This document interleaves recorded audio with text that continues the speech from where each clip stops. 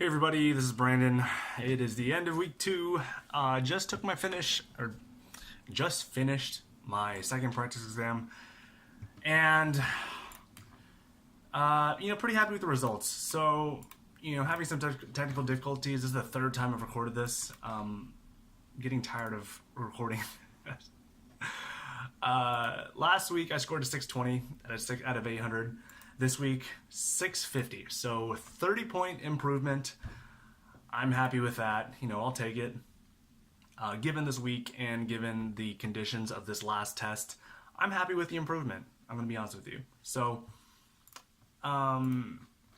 let's just dive into it. So with the verbal, did a lot better this week than last. So last week, I was dealing with some pretty serious issues of time management.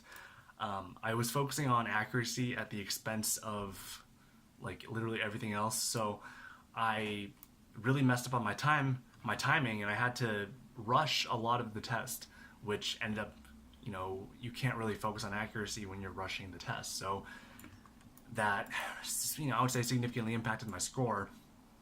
This time around, did pretty well in terms of timing. At one point, I was about 5 minutes ahead. About 5 minutes ahead, and then I, cut it back. So I was definitely answering some things a little bit too quickly. But overall, I would say I'm pretty happy with the way I was handling this. Pretty good accuracy with the fast questions. So, like I was saying, I was ahead, but not in a way that was detrimental. I had about 3 errors, in this, well, I would say 4 errors. I mean, under 2 minutes. Yeah, so under 2 minutes, I only had 3 errors. So pretty good, honestly. As far as, am I rushing? Clearly not, because under 2 minutes, I got pretty much everything correct. Out of, I don't want to count. Good number. It was only in the questions where I took longer than 2 minutes where I was really having a lot of problems, particularly in the reading comprehension. Spending, in some cases up to 5 minutes on a single question. Just not a good look. Not a good look. But overall, pretty good improvement. I think for this next week, as far as verbal goes, I'm gonna dive deep into these reading comprehension examples of where I messed up on in this exam and last exam. So I think analyzing these questions that I didn't do well on is going to be pretty important. Let's see. What else can I glean from this? Generating the assessment report.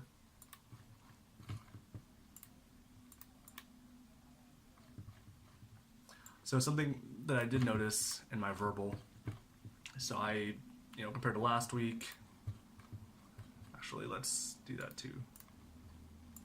So comparing this week to last week, the biggest difference in my verbal, because clearly that's where I've made up the point differential, I got 3 more correct in critical reasoning. Okay, so my critical reasoning was just better. I got 2 incorrect here versus 5 incorrect. Oh wait, hold on. Is this reverse? This is exam 1. So yeah, so I got 5 incorrect last week. I only got 2. So my critical reasoning, I did a little bit better on. Now my reading comprehension, I got 1 more incorrect. My sentence correction, I actually got 2 less incorrect in sentence correction. So critical reasoning is, I know, doing pretty good right now. Doing pretty well. Verbals. Sentence correction and reading comprehension are my 2 target areas this week, because I'm clearly not doing well on reading comprehension in those more difficult questions, on both the accuracy, getting them correct, as well as the time. So while I did stay on pace most of the test, I could have had several minutes, to kind of allocate throughout the rest of the test if I simply addressed reading comprehension in a more strategic way. I definitely burned a lot more time than I needed to. As far as sentence correction goes, the average time incorrect was, under 2 minutes. So even though I was getting some of these wrong, they weren't really burning up a lot of my time. If anything, well, this is a really interesting distribution because I didn't really have many easy questions. It was a lot of the hard questions of sentence correction that were really knocking me. I had more, my critical reasoning, I guess, is, so that's actually an interesting thing. So critical reasoning may not necessarily be my stronger point, but I did get a 2 out of 3 on the difficult questions, whereas I was hitting 50% on difficult questions with my sentence correction. So, like I said, these two are going to be my main points, really drilling into the reasons, like the weaknesses of why I was getting these particular sentence correction questions wrong, and focusing on my timing with reading comprehension. Reading comprehension, I do see as being a weak point of mine just because I don't like practicing it. It's really easy to get lost in the text, and it's just the most mentally taxing, in my opinion. Now for quantitative, honestly, I thought this test was done. Disclaimer, looking at the AWA and integrated reasoning, I did just skip these outright because I was just exhausted by the end of quantitative, and I felt like not only would it just not be representative of my real performance, it also would just take away from my energy to review this after the test. So with my quantitative, I did a really bad job with time management. I think this last week of review was really helpful, but my issue was I was studying a lot of concepts and not really studying a lot of not practicing a lot of questions. So I think that hurt me in that a lot of questions where I would normally look for shortcuts, I was trying to solve because I had just gone over the material. So if you look at this, there are a lot of questions here. So a lot of questions where I was taking a lot of time, over 2 minutes, and I was still getting them wrong because I was trying to solve them, and then I realized I couldn't, and then I had to try to guess. Whereas if I just tried to guess from the beginning and tried to figure out what I needed to do to make an educated guess, it would have been a much more effective use of my time. So I think this next week, obviously besides just dealing into the intricacies of these questions, I do think that Manhattan questions in particular are especially difficult in quantitative. Figuring out why I got all these problems wrong, I think I'm just gonna have to practice more quantitative. Be a bit more selective in how I'm studying these concepts. I think I was diverting a lot of time to just going over all the material. I think I need to identify problem areas and then work on practice problems in those problem areas to really fix those. I had like the start of concepts, but I wasn't able to follow through with the solution, which is why I was struggling so much on this test.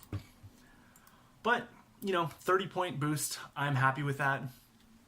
And then given the nature of this quantitative exam, I was just really guessing on a lot and I was really rushing through it. The fact that my quantitative stayed constant is pretty solid. I think if I were to approach both in a reasonable way, I think I could have seen a noticeable improvement too. Given that, I was really shaky on this quantitative, if I can have a good run, I think I could probably, eke out another 30, could have eked out another 30 points in quantitative as well. A bit ambitious, I would say, but feeling pretty good. This last week was really hard. I studied a lot and gonna focus a lot on recovering and on sustainability.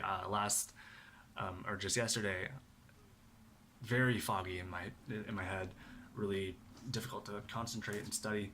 So, gonna be mindful of rest, but going to take a GMATPrep exam next week just to get a more accurate barometer of, a more accurate reading of where I'm at. I do think that while these tests are very difficult and I'm learning a lot, I don't think these are representative of GMATPrep. And to be honest, I will probably need a bit of a, pick me up, just because, it's not fun seeing these low scores. So good luck on your GMAT studies. I will see you next week. Hopefully, taking the GMATPrep, hopefully I'm scoring over 700. That would be ideal. Talk to you soon. Goodbye.